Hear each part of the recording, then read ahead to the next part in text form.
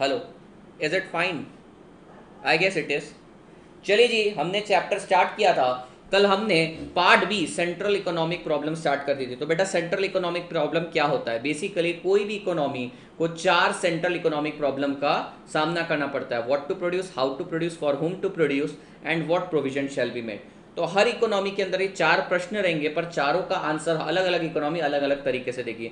So if we talk about capitalist economy, capitalist economy में free role of market रहता है, demand and supply. Sir वहाँ पे main stay क्या रहता है आपका? प्राइवेट प्रॉपर्टी और प्रॉफिट ड्राइविंग फोर्स रहता है। लेकिन यही हम सोशलिस्ट इकोनॉमी जाए तो कलेक्टिव ओनरशिप रहता है। सर दोनों के कुछ प्रोज एंड कॉन्स हैं, हम दोनों इकोनॉमी को पढ़ते हैं। लेकिन याद रखिएगा 1848 के अंदर कार्ल मार्क्स ने और फ्रेडरिक एंजल्स ने अपने कम्युनिस्ट मैनिफेस्टो के अंदर ये कॉन्सेप्ट को बहुत ज़्यादा तरीके से प्रमोट किया कि भैया कलेक्टिव ओनरशिप होनी चाहिए, टीम वर्क होना चाहिए। आप एक सिंपल सा एग्जांपल लीजिए, मैं किसी को क्रिटिसाइज नहीं कर रहा, बट मैं जस्ट एक सिंपल सी चीज़ बता रहा हूँ। रिसेंटली एक मैच था जिसके अंदर से धोनी धोनी ने आखिर के ओवर्स में बहुत ज़्यादा रन मारे, लेकिन फिर भी धोनी को बहुत क्रिटिसाइज करा गया और कहा गया धोनी ने ये पर्सनल रन बटोरे, टीम के लिए नहीं किया। अब मैं उस टेंजेंट पे जाता नहीं कि धोनी साहब ने क्या किया क्या नहीं किया, because I am big fan of Mahendra Singh. तो ये गौतम गंभीर का कमेंट था। तो कहने का क्या मतलब है, कई बार लोग क्या बोलते हैं, इंडिविजुअल से ज़्यादा टीम वर्क पे फोकस होना चाहिए। तो वहां से कॉन्सेप्ट आया सोशलिस्ट इकोनॉमी का। I guess it is clear. चलिए जी आगे बढ़ते हैं। सर आइए कैरेक्टरिस्टिक्स चेक करते हैं सबसे पहले कैपिटलिस्ट इकोनॉमी का। तो कैपिटलिस्ट इकोनॉमी के बारे में पढ़ते हैं। सबसे बड़ी बात है इसके अंदर right to private property. Capitalist economy के अंदर आपके पास हक है पूरी तरीके से कि जो भी आप कमा रहे हो उसे प्रॉपर्टी में कन्वर्ट करके अपने पास रख सकते हो। सो सोशलिस्ट इकोनॉमी में आपको ये राइट नहीं दिया जाता है। सोशलिस्ट इकोनॉमी में आपसे राइट छीन लिया जाता है। चलिए जी, आपके सामने स्क्रीन भी आ गई है, ठीक है। चलिए, आज 2,500 सब्सक्राइबर चाहिए, 2,500। Okay friends, so characteristics of each type of economy. तो सबसे पहला कैरेक्टरिस्टिक्स हम पढ़ते हैं प्राइवेट सेक्टर के अंदर, यानी कैपिटलिस्ट इकोनॉमी के अंदर प्राइवेट प्रॉपर्टी का राइट मिलता है आपको। यानी कि अगर आप कोई चीज़ अर्न कर रहे हो तो वो चीज़ आपकी है, स्टेट की नहीं है, गवर्नमेंट की नहीं है, वो आपकी इंडिविजुअल है। अगर ये फ़ोन मेरा है तो भैया मेरा है, गवर्नमेंट का नहीं है, पब्लिक का नहीं है। भैया लाइक ठोको फटाफट। नेक्स्ट है फ्रीडम ऑफ एंटरप्राइज। सबसे बड़ी बात है कि मैं चूज कर सकता हूं मुझे क्या करना है। मैं 10th स्टैंडर्ड तक सोचता था मेरे को IITian बनना है, तो मैं 11th 12th उसके अंदर साइंस के अंदर किया। उसके बाद मुझे लगा कि नहीं, मेरे को कंपनी सेक्रेटरी करना है, तो मैं CS की जो foundation, CS executive, CS EET की एग्जाम देने के बारे में सोचा था। लेकिन सडनली मेरा माइंड डाइवर्ट हो गया और मैं CA के अंदर आ गया, और आज देखिए मैं यहाँ पर हूँ। तो क्या कहने का मतलब है सर, फ्रीडम ऑफ एंटरप्राइज, जो मुझे करना है मैं कर सकता हूँ। सर मेरे पास इकोनॉमिक चॉइसेस का भी फ्रीडम है, मुझको जो प्रोड्यूस करना है, जो कंज्यूम करना है सर मैं कर सकता हूँ। सर यहाँ पर मेन एम है प्रॉफिट। सर कैपिटलिस्ट इकोनॉमी में प्रॉफिट मोटिव है। अब आप कहेंगे सर आप तो मिक्स्ड इकोनॉमी में एक्ट करते हैं। देखिए कैपिटलिस्ट और सोशलिस्ट से ही मिक्स्ड बनता है, तो कैपिटलिस्ट पढ़ लिया, सोशलिस्ट पढ़ लिया, मिक्स्ड अपने आप तैयार हो जाएगा। तो आप ऐसा समझिए प्रॉफिट मोटिव भी एक बहुत बड़ा मोटिव रहता है यहाँ पे। कलेक्टिव ओनरशिप या पेट्रियोटिज्म फीलिंग नहीं रहती यहाँ पे, कैपिटलिस्ट इकोनॉमी में प्रॉफिट मोटिव रहता है। कंज्यूमर सॉवर्निटी, यानी कंज्यूमर के पास चॉइसेस अवेलेबल है। साहब कंज्यूमर के पास चॉइसेस कैसे अवेलेबल है? बहुत सिंपल सी बात है साहब, कंज्यूमर को जब अपन चॉइस देंगे तभी वो हमारा प्रोडक्ट परचेस करेगा, और जब वो हमारा प्रोडक्ट परचेस करेगा तभी तो हमें प्रॉफिट होगा, और हम कैपिटलिस्ट इकोनॉमी में काम ही तो प्रॉफिट मोटिव के लिए कर रहे हैं। Next guys, competition. The competition is very healthy. Sir socialist economy में कंपटीशन होता है क्या? नहीं होता है। मुझे एक बात बताओ, आपने कोई ना कोई ग्रुप में जरूर काम किया होगा, ग्रुप प्रोजेक्ट के अंदर काम किया होगा, ठीक है, असाइनमेंट के लिए। उसके अंदर आप मुझे एक बात बताइए, आप आपस में कंपीट करते थे एक दूसरे से? नहीं सर, क्योंकि जो कर रहे हैं उससे सबको ही बेनिफिट मिलने वाला है, तो कंपटीशन का कोई मतलब ही नहीं। पर सर अपन एक दूसरे ग्रुप के साथ तो कंपीट करते थे ना, इसका मतलब क्या है सर, कैपिटलिस्ट इकोनॉमी में कंपटीशन होता है, सोशलिस्ट इकोनॉमी में कंपटीशन की भावना ही नहीं है, क्योंकि सर कुछ मेरा अकेले का है ही नहीं, अगर मैं ज्यादा मेहनत भी करूं तो सर सबका ही है ये। नेक्स्ट है absence of government intervention. Sir ये पॉइंट को स्टार मार्क करेंगे। सर जो extreme form of capitalist economy होता है, एक्चुअली ऐसी कोई इकोनॉमी नहीं है वर्ल्ड में, पर जो extreme form of capitalist economy होगी ना, उसके अंदर गवर्नमेंट का इंटरफेरेंस बंद रहेगा। I guess it is very clear to you guys. साहब क्या बोला मैंने इसके अंदर, कंज्यूमर के पास सॉवरेनिटी तो रहेगी लेकिन गवर्नमेंट का इंटरवेंशन बिल्कुल नहीं रहेगा। कौन सी इकोनॉमी में सर ऐसा होता है? सर ऐसा कैपिटलिस्ट इकोनॉमी में, मतलब प्योर कैपिटलिस्ट इकोनॉमी। सवाल आएगा सर प्योर कैपिटलिस्ट इकोनॉमी होती है? नहीं होती है। नेक्स्ट भैया अपन बात करते हैं सोशलिस्ट इकोनॉमी की। सोशलिस्ट इकोनॉमी का मेन कैरेक्टरिस्टिक है कलेक्टिव ओनरशिप। कैपिटलिस्ट इकोनॉमी में प्राइवेट प्रॉपर्टी इकट्ठा कर सकते थे, सर यहाँ पे कलेक्टिव ओनरशिप है। और सर मिक्स्ड इकोनॉमी में क्या होगा? सर दोनों। कुछ चीजें ऐसी है जिसपे कलेक्टिव ओनरशिप है, like garden, like damn, like bridge, like road. और सर कुछ चीजों के अंदर अपनी प्राइवेट ओनरशिप है, प्राइवेट प्रॉपर्टी राइट एक्सरसाइज कर सकते हैं। Collective ownership of means of production by state, however small farms, workshop and trading firm which may remain in private hand। मैंने आपको ये चीज़ बोली थी कि सर बड़ी बड़ी जितनी भी ओनरशिप होती है वो स्टेट गवर्नमेंट अपने साथ रख लेती है, लेकिन सर छोटे छोटे फार्म, छोटे छोटे फील्ड वो इंडिविजुअल को दे दी जाती है। सवाल ये आता है सर उनको क्यों दिया जाता है? सवाल ये नहीं है, सवाल ये आना चाहिए सर बड़े बड़ों को क्यों अक्वायर कर लिया? बड़े बड़ों के ऊपर कंट्रोल इसलिए कर लिया because they had potential of influencing the market. The small farm, the small workshop don't have any potential to influence the market। इसलिए सर इनको छोटे छोटे फील्ड्स को छोड़ दिया जाता है, छोटे छोटे वर्कशॉप, छोटे छोटे शॉप्स को छोड़ दिया जाता है। बहुत बढ़िया बेटा। ना अगर हम बात करें कैपिटलिस्ट इकोनॉमी की तो वहां पे भैया प्रॉफिट मोटिव था, यहाँ पे प्रॉफिट मोटिव नहीं है। Profit motive and self interest are not driving force. Sir ये ड्राइविंग फोर्स नहीं है। The resources are used to achieve socio economic objectives, यानी कि सर सबका साथ, सबका साथ, सबका विकास। सर सबका साथ सबका विकास, ये चीज से हम आगे बढ़ते हैं। सबसे इंपॉर्टेंट पॉइंट क्या है सर? यहां पर डिसीजन लेने वाली अथॉरिटी को अपन सीपीई बोलते हैं, सेंट्रली प्लान्ड इकोनॉमी, या फिर अथॉरिटी बोलते हैं CPA. Absence of consumer choice. Sir आपको कपड़े चाहिए मिल जाएंगे, आपको खाना चाहिए मिल जाएगा, आपको काम करना है मिल जाएगा, पर क्या पहनने के लिए देंगे, क्या खाने के लिए देंगे, क्या ऑक्यूपेशन आपको करने के लिए बोलेंगे, इसकी कोई गारंटी नहीं है। बराबर sir, absence of consumer choice. Relatively equal income distribution, सही बात है साहब। आप सब लोग मेहनत कर, मैं आप सबसे पैसा इकट्ठा कर लेता हूं और फाइनली किसको दे देता हूं? बाकी सब जनताओं को इक्वली बांट देता हूं। तो भैया कौन ज्यादा मेहनत कर रहा है, कौन कम मेहनत कर रहा है, इससे फर्क पड़ता ही नहीं है मुझे। पर सर ये भी तो बहुत बड़ा नेगेटिव पॉइंट है ना। अगर कोई एफिशिएंटली काम कर रहा है और उसको भी उतना ही मिल रहा है, जो बंदा इनएफिशिएंटली काम कर रहा है उसको भी उतना ही मिल रहा है, तो सर ऐसे समय तो प्रॉब्लम आ जाती है ना बहुत ज्यादा। तो यही रीजन से मिक्स्ड इकोनॉमी आई है। Sir minimum role of price mechanism और मार्केट फोर्स, यहां पर सिर्फ सेंट्रली प्लान्ड अथॉरिटी सब डिसीजन लेगी। डिमांड एंड सप्लाई गया तेल लेने, तुम्हारी डिमांड, तुम्हारा सप्लाई, सब कुछ डिसाइड करेगी centrally planned authority. Sir absence of competition, मैंने आपको बताया सर सब कलेक्टिव ओनरशिप है, कंपटीशन करके मतलब ही क्या है। फिर सर मिक्स्ड इकोनॉमी के बारे में पढ़ते हैं। Government itself must run important and selected industry and eliminate free play of profit motive and self interest. यानी कि सर मिक्स्ड इकोनॉमी की ऐसी प्रकार की इकोनॉमी है जिसके अंदर प्राइवेट सेक्टर को छोड़ दिया जाता है उसके हाल पे, लेकिन कुछ इसेंशियल चीजों को गवर्नमेंट अपने हाथ में रखते हैं। दोस्तों आपने जुरासिक पार्क मूवी का पार्ट 1 जरूर देखा होगा, उसके अंदर एक मोटू आदमी रहता है, उसके पास कुछ सैंपल्स रहते हैं, कुछ डीएनए सैंपल्स रहते हैं, किसके? डायनासोर्स के, और वो सामने वाले को बेच देता है। तो साहब कहने का तात्पर्य क्या है? कुछ ऐसी चीजें हैं जो गवर्नमेंट को अपने हाथ में रखनी पड़ती है, नहीं तो सोसाइटी को बहुत ज्यादा खतरा हो सकता था। तो चलिए जी, हमने देख लिया इसके मेरिट्स, कैरेक्टरिस्टिक्स, अभी इसके मेरिट्स एंड डीमेरिट्स देखेंगे। सर ये कैरेक्टरिस्टिक्स है, सर ये कैरेक्टरिस्टिक्स थे। कैरेक्टरिस्टिक्स मतलब क्या सर? बता दिया तुझे कि ये क्या है। अब ये अच्छा है या ये बुरा है, उसके डिस्कशन के लिए बेटा भर भर के डिस्कशन है अपने पास।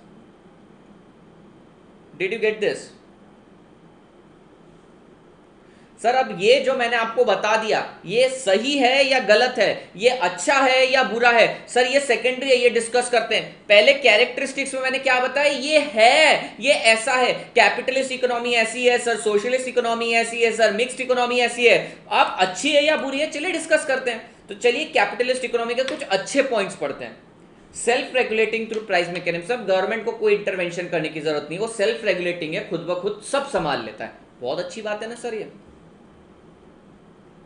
Reward efficiency and punishes inefficiency, कल मैंने आपको मुकेश अंबानी और अनिल अंबानी का एग्जांपल दिया था और मैंने बताया था एफिशिएंसी को कैसे अवार्ड मिलता है, इनएफिशिएंसी को कैसे पनिशमेंट मिलती है। फास्टर इकोनॉमिक ग्रोथ, सर सब कोई कंपटीशन कर रहा है, सब कोई इनोवेशन कर रहा है, सब कोई हसल कर रहा है सर, हर कोई भाग रहा है, तो सर ऐसे समय इकोनॉमिक ग्रोथ तो रैपिड रेट से होगी ना।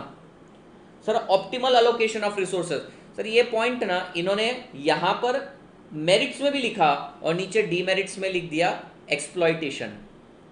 सर ऑप्टिमल यूटिलाइजेशन का मतलब क्या होता है? फॉर एग्जाम्पल लेट से मैं कैपिटलिस्ट इकोनॉमी में हूं, मेरा काम क्या है, मुझे ज़्यादा से ज़्यादा अर्न करना है प्रॉफिट, तो मैं क्या करूंगा, मैं पर आवर ज़्यादा आउटपुट निकालने की कोशिश करूंगा या फिर पर डे ज़्यादा काम करने की कोशिश करूंगा। अब टाइम भी तो एक रिसोर्सेस है, तो मैं टाइम को ऑप्टिमली यूटिलाइज करूंगा।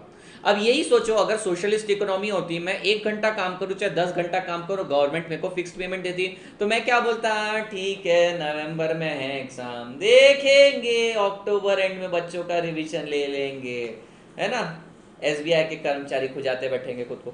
तो सर यहां पर क्या है, आपको रिसोर्सेज को ऑप्टिमली यूटिलाइज करने की नौबत आ जाती है। क्यों? क्योंकि सर रिसोर्सेज को जब आप तरीके से ऑप्टिमली यूटिलाइज करेंगे तभी प्रॉफिट अर्न कर पाएंगे। नेक्स्ट है ऑपरेटिव एफिशिएंसी।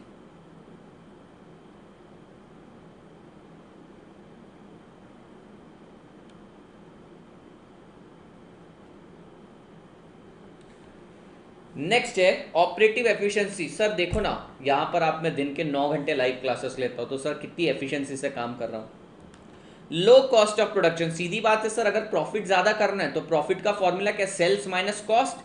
तो सर अगर मैं सेल्स बढ़ा नहीं पा रहा, यानी सेल्स प्राइस नहीं बढ़ा पा रहा, तो क्या करना पड़ेगा, कॉस्ट पर यूनिट कम करने की कोशिश करूंगा। तो सर वही इन्होंने बोला है, lower cost of production. Better standard of living, sir सब कोई अपने हिसाब से better standard of living enjoy करता है। Incentive for innovation and technological progress, sir रोज कोई ना कोई इनोवेशन होते रहते हैं, क्योंकि इनोवेशन को ही इंसेंटिव मिलता है। सर जो ऑब्सोलीट हो गया मार्केट से चला जाएगा। आप देखिए एप्पल इतना आगे चला आया, सैमसंग इतना आगे चला आया, नोकिया पीछे रह गया। राइट टू प्राइवेट प्रॉपर्टी, ये तो रिपीट हो रहा है पॉइंट साहब। No cost of collecting and processing information, sir information collect और प्रोसेस करने की कोई जरूरत नहीं है, ऑटोमेटिकली मार्केट तुम्हें सब सिखा देता है। हो सकता है, क्या तुमने कभी ऐसी एक चीज देखी कि तुम्हारे पापा बोलते हैं कि ठीक है मार्केट में जिस दिन उतरेगा खुद सीख लेगा, ठीक है गलतियां करके खुद सीख लेगा। कई जगह कहावत भी है, ठोकर खा के ठाकुर बनेगा, ठोकर खा के ठाकुर बनेगा। इसका मतलब क्या है सर, ऑटोमेटिकली मार्केट आपको सब सिखा देगा, मार्केट आपको ऑटोमेटिकली सारी इंफॉर्मेशन दे देगा। तो भैया आपको यहाँ पे कोई इंफॉर्मेशन कलेक्ट करने की कॉस्ट नहीं लगती है, सर मिल जाती है इंफॉर्मेशन ऑटोमेटिकली। आइए सर सोशलिस्ट इकोनॉमी के भी कुछ फायदे हैं, ठीक है। एक काम करते हैं, पहले कैपिटलिस्ट इकोनॉमी के फायदे पढ़ लिए, अब नुकसान भी सुन लेते हैं। कैपिटलिस्ट इकोनॉमी के कुछ नुकसान सुनिए।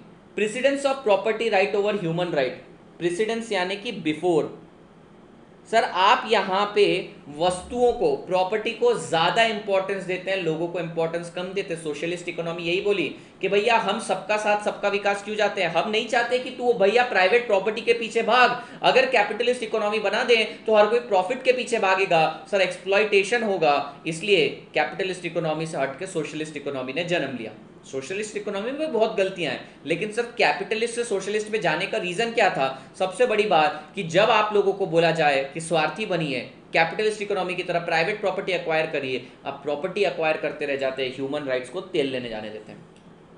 इनजस्टिस एंड क्या बोलते हैं, inequality and social injustice. Sir आज भी देखो मैं आपको बताता हूँ, अभी एक ऐसे इंसिडेंट्स डिस्कस नहीं करने चाहिए, पर हाथरस के अंदर एक गंदा इंसिडेंस हुआ है आज की डेट पर। कुछ लोग जो वीडियो बाद में देख रहे हैं, ऑब्वियसली उन लोगों को मीडिया से या कहीं से न्यूज़ बाद में मिलेगी। सर अब हाथरस में बहुत गंदा इंसिडेंस हुआ है, जो निर्भया के साथ हुआ था वही चीज़ वापस हुई है।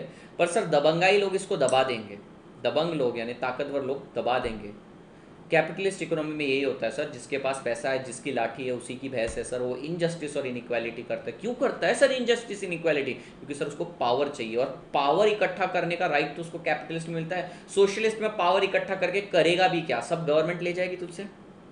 Next my friends, wide difference in economic opportunity. Sir आज भी काफ़ी ऐसे वर्ग हैं जिनको ऊपर नहीं आने दिया जाता है। आप मैंने रिसेंटली एक वेब सीरीज देखी आश्रम के स्टार्टिंग के 2 ही एपिसोड में बताएंगे कि कितना बड़ा सोशल इंजस्टिस होता है। सर ये कैपिटलिस्ट इकोनॉमी में होता है।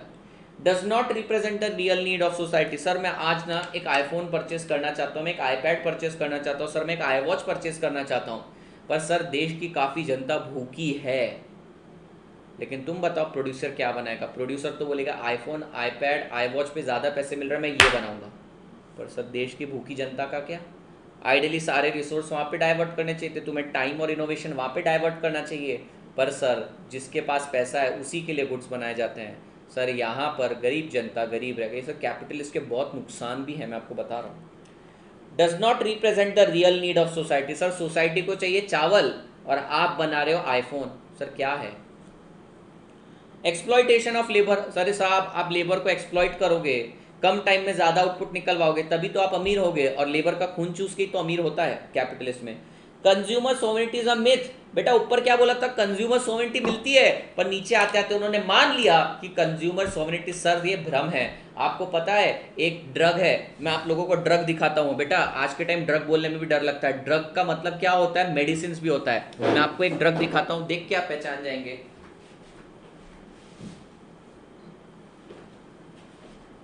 साहब ये क्या है? साहब ये आपको दिख रहा है? शायद दिख रहा होगा, ये ग्रीन कलर है इसलिए दिख नहीं रहा होगा आर पार। ये क्या है भाई? ये है विक्स। सर ये विक्स की पेरेंट कंपनी को क्या बोला जाता है? Procter and Gamble, PNG company है साहब। पीएनजी के ऊपर एक ऐसा आरोप है कि यूएस के अंदर एक क्लिनिकल रिसर्च के अंदर एक ऐसा ड्रग निकल के आया, एक ऐसी मेडिसिन निकल के आई कि जिसको एक बार खाने से आपको कभी जिंदगी में सर्दी बुखार जुकाम नहीं होता। पर सर मुझे एक बात बताओ, 1 रुपए का ड्रग अगर इंसान कंज्यूम कर ले, 1 रुपए की मेडिसिन या वैक्सीन ले ले, तो जिंदगी भर उसको जुकाम नहीं होगा। तो सर इसका तो करोड़ों अरबों खरबों का नुकसान हो गया ना साहब। साहब इसका करोड़ों अरबों का नुकसान हो गया कि नहीं? तो इसने क्या किया? कंज्यूमर को जो चीज़ चाहिए थी वो मार्केट से निकाल दी साहब। उसने वो ड्रग की कंपनी को रातों रात परचेज करके ड्रग रिसर्च को तेल लगा दिया। तो सर ये कंज्यूमर को चॉइस मिलती है, सर सब झूठ है। फिर sir less merit good, merit यानी कि क्या होता है? सर अच्छे गुड्स कम बनते हैं। सर मेडिसिनल प्रॉपर्टी वाले गुड्स कम बनते हैं, हजार्डस गुड्स ज़्यादा बनते हैं। अल्कोहल, लीकर, शराब, अफीम, चरस, दोड़ा, ये सारी चीज़ें बनती हैं। Unplanned production. सर अगर मान लो कैपिटलिस्ट इकोनॉमी में है, मैं कुछ प्रोडक्शन किए जा रहा हूँ, दूसरा वाला कुछ प्रोडक्शन किए जा रहा है, तीसरा कुछ प्रोडक्शन किए जा रहा है, चौथा कुछ प्रोडक्शन किए जा रहा है। सर हमारे बीच में कोई तालमेल ही नहीं है, क्योंकि हम सब एक दूसरे को काट के खाने के लिए रेडी हैं। पर सर जब सेंट्रली प्लान्ड अथॉरिटी रहती है तब प्रॉपर प्रोडक्शन होता है, जितना चाहिए उतना ही। एमपी के अंदर गेहूं आता है, एमपी से गेहूं आता है सीहोर, एमपी सीहोर बोलते हैं। तो एमपी के अंदर सब्जियां और गेहूं बहुत ज़्यादा उत्पादन होता है। तो हर साल गवर्नमेंट इसको स्टॉक करके अपने पास साइड में रख लेती है और वो अनाज सड़ जाता है, ठीक है, उसका प्रॉपर खपत नहीं हो पाती। कहने का तात्पर्य ये है कि गवर्नमेंट भी अनप्लान्ड प्रोडक्शन करती है, पर अनप्लान्ड प्रोडक्शन का मैंने आपको एक एग्जांपल दे लिया कि सर लैक ऑफ कोऑर्डिनेशन के चक्कर में अनप्लान्ड प्रोडक्शन होता है। वेस्टेज ऑफ प्रोडक्टिव रिसोर्सेज, सही बात है साहब। मुझे बताइए, मैंने आपको अंगूर दिए, आप क्या बनाओगे? सर आप दारू बनाओगे उससे, क्योंकि आपको उससे प्रॉफिट मिल रहा है। पर सर जूस चाहिए था सोसाइटी को, आपने जूस की जगह सर सोमरस बना दिया। बात समझ में आ रही है आपको? इन्वायरमेंटल डिग्रेडेशन, ये आपके लिए क्या नई चीज़ है? सर इन्वायरमेंट डेली डिग्रेड हो रहा है, प्रॉफिट मोटिव के कारण लोग बाहर कचरा फेंक देते, सारी चीज़ें कर देते। क्यों सर? कंट्रोल नहीं है। सर हमने इसमें से बहुत सारी चीज़ें देखी नहीं, क्योंकि बेटा तुम कैपिटलिस्ट इकोनॉमी में हो भी नहीं, तुम मिक्स्ड इकोनॉमी में हो। तो सर मिक्स्ड इकोनॉमी में कैपिटलिस्ट के सारे अच्छे पॉइंट और सोशलिस्ट के सारे अच्छे पॉइंट ले लिए और इनके सारे बुरे पॉइंट कट कर दिए, और हमारा बन गया कैपिटलिस्ट और सोशलिस्ट का मिक्स्ड इकोनॉमी। तो बेटा आपको समझ में आया कि सर कुछ फ़ायदे भी हैं कुछ नुकसान भी हैं यहाँ पे। आइए पढ़ते हैं कि सोशलिस्ट इकोनॉमी क्यों आया, कार्ल मार्क्स लेकर आए, पर उसके फायदे पढ़िए। पहली बात है sir equitable distribution of income and wealth. Sir सबको पैसा मिलेगा, बराबरी से हक और रोजगार मिलेगा। Rapid and balanced economic development. Sir economy develop करेगी, ऐसा नहीं है सेंट्रली प्लान्ड अथॉरिटी है तो सबको कुछ भी बांट रही है। सर सेंट्रल प्लान्ड अथॉरिटी बहुत अच्छे से प्लानिंग करेगी, रैपिड एंड बैलेंस्ड ग्रोथ होगी। सर रैपिड एंड बैलेंस का मतलब सर तेज गति से भी बढ़ेंगे और संभल के भी बढ़ेंगे। सर ये प्लान्ड इकोनॉमी रहता है, आपको पता है एक अथॉरिटी रहती है, जैसे अपने देश में अगर मान लो अगर किसी दिन अपनी इकोनॉमी सोशलिस्ट इकोनॉमी बन गई तो मोदी जी प्लानिंग अथॉरिटी है, तो यहाँ पे प्लान्ड इकोनॉमी में minimum wastage of resource and optimal utilisation of resource, ये बात बहुत सही है सर। सर यहाँ पे कुछ लोग इनएफिशिएंट रहते हैं, मैं मानता हूँ, पर रिसोर्सेज को तरीके से यूज करते हैं, क्योंकि इनके ऊपर वॉच रखने वाला कौन है? Central planned authority. Unemployment is minimise. Sir सबको वहां पे रोजगार मिलता है, पर क्या काम मिलेगा इस बात की गारंटी नहीं है। एब्सेंस ऑफ प्रॉफिट मोटिव, ये तकलीफ वाला पॉइंट है, बिना प्रॉफिट के काम करना है such a difficult thing. Right to work and minimum standard of living. बेटा आप बोलेंगे मिनिमम स्टैंडर्ड ऑफ लिविंग के लिए कौन काम करेगा? यहाँ पे मिनिमम स्टैंडर्ड ऑफ लिविंग का मतलब है एटलीस्ट, कम से कम मिनिमम स्टैंडर्ड ऑफ लिविंग सबको मिलेगा।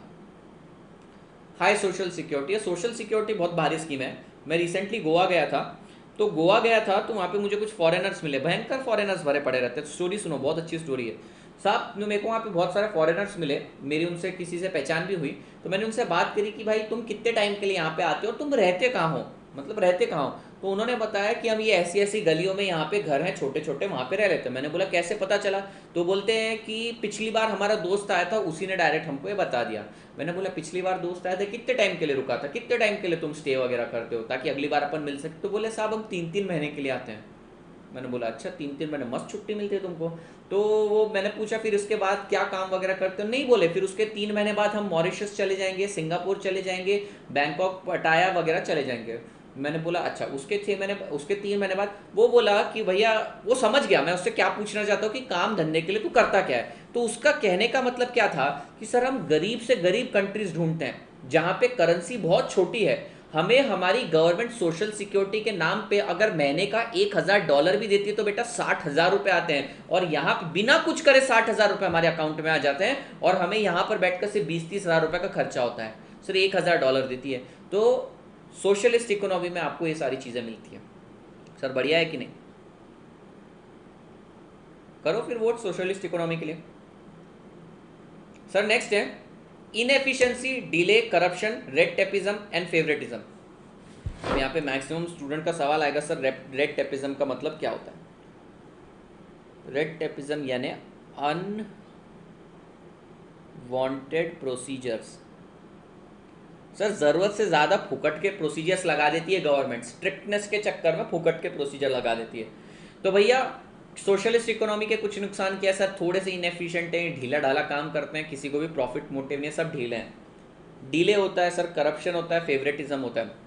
सर फेवरेटिज्म क्यों होता है, करप्शन क्यों होता है? अरे भाई मुझको जॉब मिलेगा इस बात की गारंटी है, पर कौन सा जॉब दे दिया उन्होंने मुझे बोल दिया भाई आदित्य एक काम कर, तू टीचर मत बन, तू वर्कर बन जा। मैंने बोला यार सेठ देखो ना मेरा थोड़ा दिमाग चल रहा है। बोला दिमाग चलने से क्या हो रहा है तेरा? अरे दिमाग तो बहुत लोगों का चलता है, तो किसी को सर्जन बना दिया, किसी को न्यूरो सर्जन बना दिया, तो वर्कर कौन बनेगा? मैंने बोला सेठ देखना कुछ हो सकता है क्या, देखो ना थोड़ा थोड़ा, मतलब कुछ दूं क्या, पैसा वैसा जेब गरम करूँ क्या आपकी? तो बोला अच्छा ठीक है एक काम कर, ठीक है कर ले टीचिंग, 30% मेरे को दे दिया कर। मैंने बोला जी हुजूर। अरे भाई वर्कर बनने से तो बेटर है टीचर बन जाओ 30% देकर। सर यहाँ पे फेवरेटिज्म होता।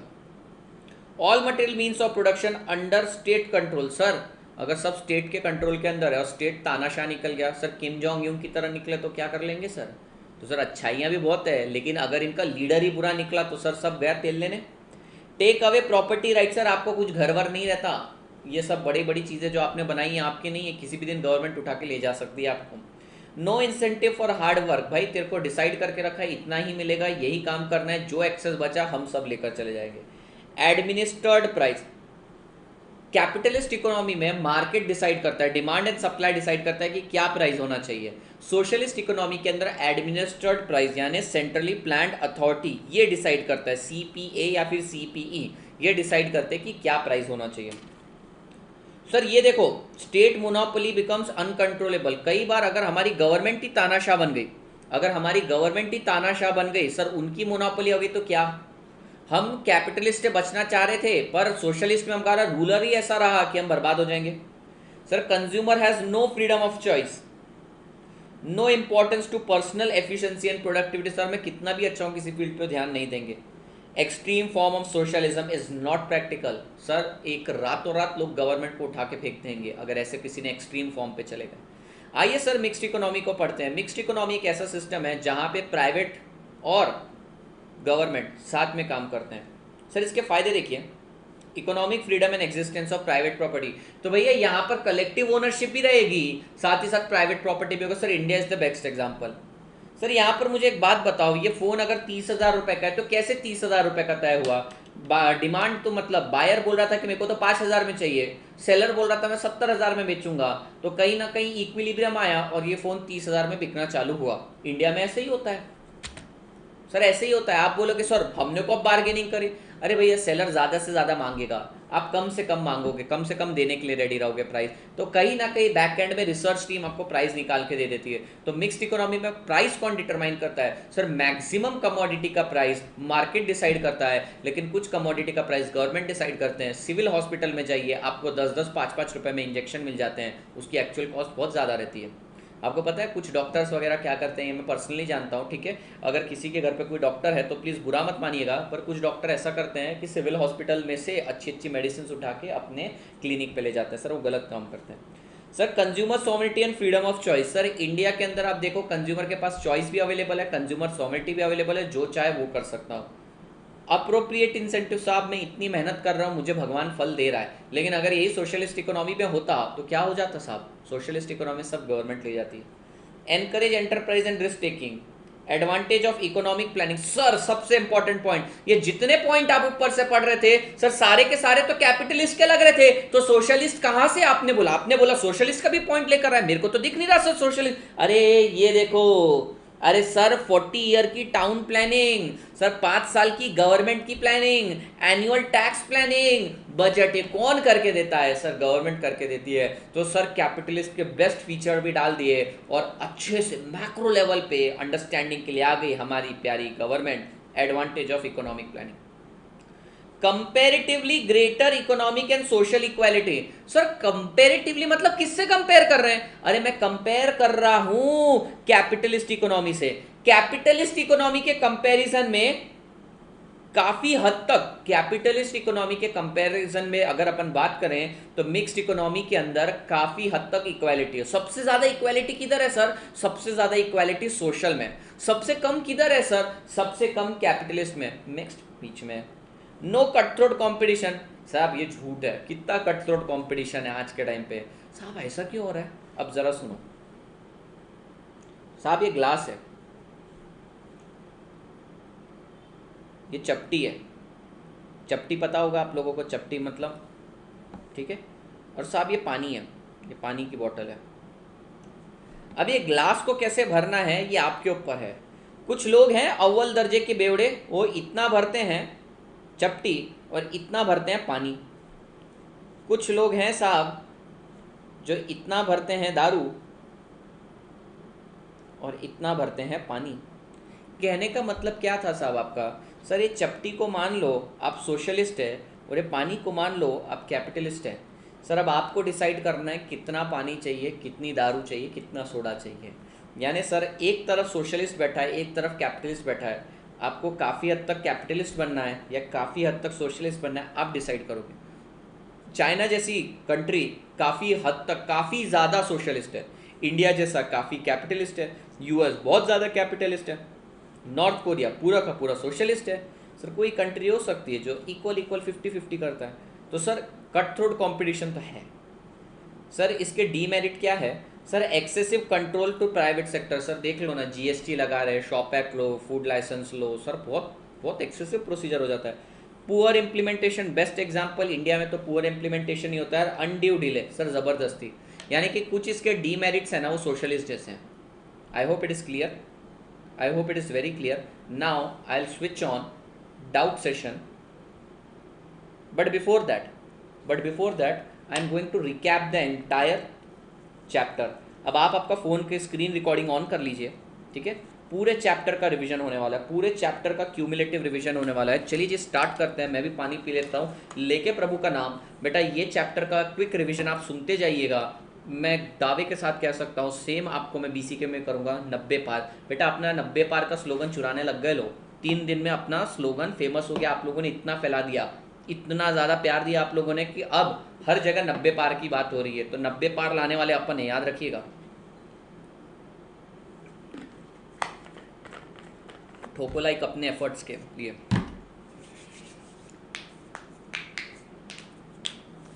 चलिए जी, ओके गाइस, क्या आप लोग सब तैयार हैं? सर तैयार हैं? यस सर, फटाफट लाइक ठोक दो बेटा।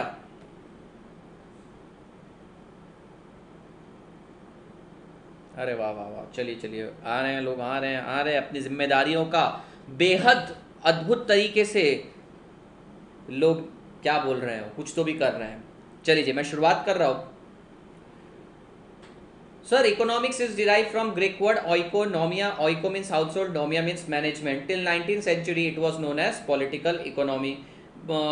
इसके अंदर क्या फंडामेंटल पॉइंट्स कौन से हैं? दो फंडामेंटल्स हैं इकोनॉमिक्स या unlimited wants and scarce resources. तीसरा पॉइंट आता है कि स्केर्स रिसोर्सेज को अनलिमिटेड वांट्स के ऊपर किस तरीके से अलोकेट करना कि आपको हाईएस्ट वैल्यूड यूज मिले। फिर सर एक बुक आई थी an inquiry into nature and cause of wealth 1776 में एडम स्मिथ की, जो मॉडर्न वर्क ऑफ इकोनॉमिक्स का पहला वर्क था। Then we study decision making. Decision making क्या होता है? Decision making means evaluating the available alternative. ठीक है, तो डिसीजन मेकिंग तभी हो सकता है जब आपके पास ऑप्शन या ऑल्टरनेटिव अवेलेबल है। No alternative no decision making. फिर साहब जोएल डीन साहब की डेफिनेशन देखिए। जोएल डीन साहब की डेफिनेशन में उन्होंने एक वर्ड यूज किया, organisation scarce resources. Also it is known as managerial economy, क्योंकि ये इंटीग्रेट करता है economic theory with business practices, तो इसको अपन मैनेजरल इकोनॉमिक बोलते हैं, ये भी याद रखिएगा। फिर इन्होंने बोला economic theories are hypothetical and simplistic but business economics is pragmatic. ये सिर्फ प्रॉफिट मेकिंग ऑर्गेनाइजेशन के लिए नहीं है, एनपीओ के लिए भी इक्वली वैलिड है। Then business economy bridges the gap between theory and practical world. तो जो थियोरटिकल नॉलेज है प्लस प्रैक्टिकल में एक्चुअल हो रहा है, उसके बीच का जो गैप है उसको ब्रिज करने का काम कौन करता है? बिजनेस इकोनॉमिक्स करता है आपका काम। Then we study micro and macro. Micro means small, macro means large. Micro macro both are derive from Greek word MIKROS and MEKROS, micros and macros. ठीक है, देन वहाँ पर इंग्लिश में सी यूज़ करते हैं, यहाँ पे के यूज़ करते हैं, बस उतना ही है।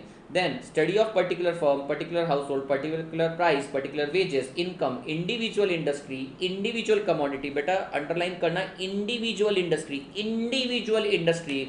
इंडिविजुअल की बात करी, प्रोफेसर बाउल्डिंग साहब ने डेफिनेशन दी है माइक्रो की, और मैक्रो के अंदर बोला गया है it is the study of forest and not the tree, professor McConnell ने। Then it is also known as micro economics is also known as price theory and macro economics is also known as income theory. चलिए हुआ sir. फिर हमें देखना था nature कैसा है business economics का। बिजनेस इकोनॉमिक्स इज साइंस क्योंकि cause and effect relationship, arts क्योंकि application of rules and principle, micro based, macro based analysis from private entrepreneur view point, enterprise view point, interdisciplinary, and last है pragmatic. Pragmatic यानी realistic. फिर sir positive को pure economics भी बोला जाता है और आता है नॉर्मेटिव। अब ध्यान से सुनिएगा, ये क्रिटिकल पॉइंट है, यहाँ से हमें क्रिटिकल पॉइंट पे जाना है। अब पॉजिटिव इकोनॉमिक्स क्या होता है भैया? पॉजिटिव इकोनॉमिक्स मतलब होता है कि जो फैक्ट बेस्ड है, जिसके अंदर कोई कंफ्यूजन, कोई एम्बिगिटी नहीं है। और सर नॉर्मेटिव क्या होता है? नॉर्मेटिव इकोनॉमिक्स वैल्यू जजमेंट पास करता है। नॉर्मेटिव इकोनॉमिक्स बताता है how the things should be, ठीक है। और पॉजिटिव क्या बोलता है? हाउ द थिंग्स आर, क्या होना चाहिए, क्या है। और नॉर्मेटिव बताता है क्या होना चाहिए, ठीक है। नॉर्मेटिव को प्रिस्क्रिप्टिव भी बोला जाता है सर, प्रिस्क्रिप्शन वर्ड से आया है। और आपका जो पॉजिटिव इकोनॉमिक्स है उसको डिस्क्रिप्टिव बोला जाता है। Next, positive economics cause and effect relationship बताता है, और सर नॉर्मेटिव आपको वैल्यू जजमेंट पास करता है। पॉजिटिव इकोनॉमिक्स को आप कभी भी चेक कर सकते हैं फैक्ट्स के बेसिस पर, उस पर कोई डिबेट, कोई डिस्कशन का पॉइंट नहीं है। सर अभी शाम है मतलब शाम है, अभी रात है मतलब रात है, सर आज वेंसडे है मतलब कल थर्सडे है। तो ऐसा नहीं है कि फ्यूचर से रिलेटेड इवेंट नहीं हो सकते पॉजिटिव में, सर हो सकते हैं, बट जनरली पास्ट से रिलेटेड है। नॉर्मेटिव इकोनॉमिक्स क्या है सर? वैल्यू जजमेंट पास करता है, ठीक है। यहाँ पे डिबेट के भी बहुत ज़्यादा चांसेस रहते हैं, और ये कोई तो भी फैक्ट के ऊपर अपन इसको चेक नहीं कर सकते। मैं आपको कहूँगा आने वाला साल बहुत बेहतरीन होगा, इसको किसी भी बेसिस पर अपन जस्टिफाई नहीं कर सकते। साहब याद करो 31 दिसंबर 2019 को तुमने बोला था आने वाला साल हमारा है, हुआ क्या तुम्हारा साल? नहीं सर, उसको चेक नहीं कर सकते थे। पर सर अब आप कह सकते हो 2020 बहुत ही खराब साल रहा है। यस, क्योंकि पिछले जितने इंसिडेंट्स हैं वो चेक करके हम बता सकते हैं। तो जो चीज़ चेक करके फैक्चुअल बेसिस पर बता सकते हैं, positive otherwise normative. Positive economics को एडवोकेट किया था रॉबिन्स ने, उन्होंने बोला था कंप्लीट न्यूट्रलिटी बिटवीन एंड्स। फिर मार्शल एंड पिगुआ बोलते हैं neutrality is neither feasible not desirable, ना ही चाहिए ना ही पॉसिबल है। फिर सर हमने देखा स्कोप, देखा स्कोप के अंदर क्या आता है सर? इंटरनल आता है, इंटरनल को ऑपरेशनल या फिर माइक्रो बोला जाता है। फिर सर एक्सटर्नल या इन्वायरमेंटल या फिर मैक्रो आता है।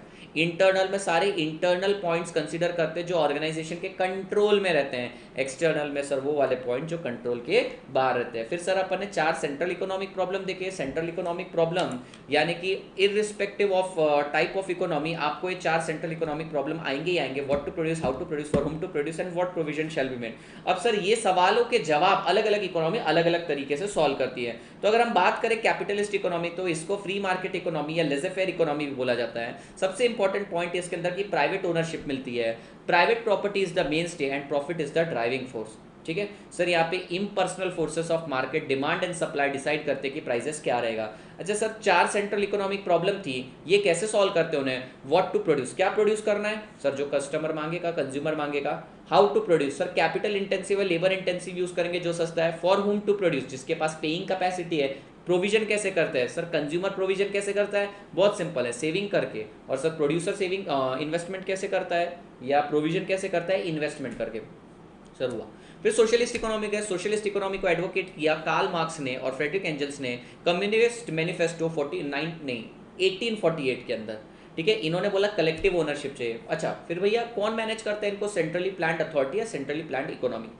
और ये जो चारों प्रॉब्लम है इसके जवाब कौन देता है, सब सेंट्रल प्लान्ड इकोनॉमी देता है। मिक्स्ड इकोनॉमी क्या है सर, गवर्नमेंट और प्राइवेट सेक्टर की कलेक्टिव ओनरशिप आ जाती है, इसको बोलते हैं मिक्स्ड इकोनॉमी। इसके अंदर प्राइवेट यानी कैपिटलिस्ट इकोनॉमी के बेस्ट फीचर, सोशलिस्ट इकोनॉमी के बेस्ट फीचर और दोनों के डीमेरिट्स को एक्सक्लूड कर दिया गया है। अच्छा सर, ये तो हमने देख लिया कि क्या है, अब इसके कैरेक्टरिस्टिक्स भी देख लेते हैं। सर कैपिटलिस्ट इकोनॉमी में प्राइवेट प्रॉपर्टी है, प्रॉफिट मोटिव है, एफिशिएंसी को अवार्ड मिलता है, कंज्यूमर को सॉवरेनिटी मिलती है, रिसोर्सेज का इफेक्टिव यूटिलाइजेशन होता है, बहुत सारी चीज़ें होती है। सर फिर सोशलिस्ट इकोनॉमी क्या होता है, कलेक्टिव ओनरशिप रहता है, छोटी छोटी चीज़ें तुम भले अपने पास रख सकते हो, यहाँ पे किसी को कोई प्रॉफिट मोटिव नहीं है, freedom from hunger is guaranteed, सबको सबका साथ सबका विकास होगा, इक्वल इनकम का डिस्ट्रीब्यूशन होगा, सबको जॉब अपॉर्चुनिटी मिलेगी, कोई कट थ्रोट कॉम्पिटिशन यहाँ पे नहीं होने वाला, कॉम्पिटिशन नहीं होगा, रैपिड सस्टेनेबल डेवलपमेंट होने वाली है। और सर मिक्स्ड इकोनॉमी में दोनों मिलकर चलाएंगे इकोनॉमी को। सर कैपिटलिस्ट इकोनॉमी के कुछ फायदे भी हैं कि मार्केट ही खुद डिसाइड करता है उसको क्या प्रोड्यूस करना है, क्या बनाना है, क्या रेट रखना है। फिर रिसोर्सेज का एफिशिएंटली यूटिलाइजेशन होता है, टाइम का एफिशिएंटली यूटिलाइजेशन होता है, फास्टर इकोनॉमिक ग्रोथ होती है, better standard of living, right to private property. लेकिन सर सबसे इंपॉर्टेंट, इन्फॉर्मेशन कलेक्ट करने में आपको कोई झंझट नहीं होता है। सर सोशलिस्ट इकोनॉमी के भी कुछ फायदे हैं। सोशलिस्ट इकोनॉमी में आपको सबको इक्वल इनकम एंड वेल्थ मिलता है, इक्वल यानी कि relatively equal, optimum utilisation of resources होता है, ये तो आपको पता ही है, प्रॉफिट मोटिव एब्सेंट रहता है। तो भैया सबको freedom from hunger, freedom from unemployment, इस चीज़ की गारंटी हो जाती है। कैपिटलिस्ट इकोनॉमी, सोशलिस्ट इकोनॉमी के जितने मेरिट्स हैं सर वही यहाँ पर इन्होंने दे रखे हैं। ठीक है सर, सबसे बड़ा बात मिक्स्ड इकोनॉमी में फ़ायदा क्या है कि बड़े लेवल की प्लानिंग गवर्नमेंट करके देती है सर, लेकिन इनके डीमेरिट्स हैं। सबसे बड़ा डीमेरिट्स जो कैपिटलिस्ट इकोनॉमी का वो है कि भैया वहाँ पे प्रॉपर्टी को ज़्यादा इंपॉर्टेंस दी गई है, ह्यूमंस को कम इंपॉर्टेंस दी है, inequality, injustice, exploitation, consumer sovereignty नहीं मिलती है, unplanned wastage of resources, sir ये सारी चीज़ें। सर उसी तरीके से सोशलिस्ट इकोनॉमी में कुछ चीज़ें हैं sir, corruption, red tapism, pollution, undue delays, फिर स्टेट की मोनोपोली बहुत बढ़ जाती है कई बार। सर कई बार आपको फ्रीडम ऑफ एंटरप्राइज नहीं मिलता, आप जो चाहे वो नहीं कर पाते। फिर सर आप अगर एफिशिएंट है तो एफिशिएंसी को अवार्ड नहीं मिलता, इनएफिशिएंसी को पनिशमेंट भी नहीं मिलती। और इन्होंने 2-3 पॉइंट सिर्फ लिखने के नाम पे मिक्स्ड इकोनॉमी के डीमेरिट्स दे दिए हैं, जैसे अनड्यू डिलेज होते हैं, पुअर इम्प्लीमेंटेशन होता है और एक्सेसिव कंट्रोल। सर ज़रूरत से ज़्यादा प्राइवेट सेक्टर पे दबाव रखा जाता है। बेटा ये अपना पूरी तरीके से चैप्टर 1 का क्रक्स, पूरा का पूरा निचोड़ मैंने आपको पता नहीं कितने टाइम में कवर करवाया, but I guess it is clear.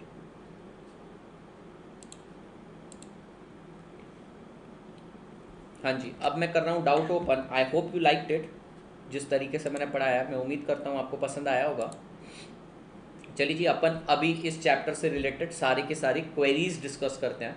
ठीक है, कल सुन लीजिए बेटा, कमेंट्स ऑन करने से पहले मैं बता दूँ, कल पूरा का पूरा चैप्टर नंबर 2 खत्म करेंगे अपन। ठीक है, we are going to work with efficiency now. अब मैं आपको पूरे सिलेबस में लेकर आ गया हूँ। कल हम एक चैप्टर कंप्लीट करेंगे, नहीं हुआ तो परसों का आधा दिन लगाएंगे। तो अब से हमारा टारगेट है कि सर 1.5 दिन एक चैप्टर को।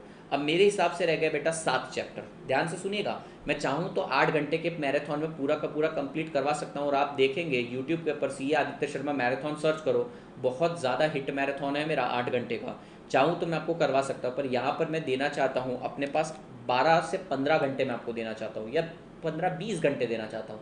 तो तो आप ऐसा समझिए कि अगर मैं 15 तारीख को आपका सिलेबस कंप्लीट करने की सोच रहा हूँ तो 15 घंटे देंगे, 1.5 दिन में एक चैप्टर होना चाहिए अपना। ये स्पीड से जाएंगे तो आगे के सारे सवाल खत्म। सर उसके आगे स्कैनर सॉल्व करेंगे, रोज कुछ ना कुछ क्वेश्चन पेपर, आपकी डेली क्वेरी, डाउट, ये सारी चीज़ें लेंगे। एक और बात क्लियर हो गई। इसके बाद BCK के अंदर चैप्टर नंबर 1 में जैसे ही मैं आपको एक बार रिदम पकड़ा दूं, उसके बाद हम एग्जाम पॉइंट ऑफ व्यू के हिसाब से पढ़ने वाले हैं, एक्सेप्ट चैप्टर 3 एंड 6, जहाँ पे मैं आपको एक बहुत बेहतरीन तरीके से पढ़ाने वाला हूँ। बाकी सब तो सर देख लीजिए, आप 90 पार लाना मेरी जिम्मेदारी। अब मैं कर रहा हूँ कमेंट्स ऑन, आप मुझसे कोई भी डाउट पूछ सकते हैं साहब।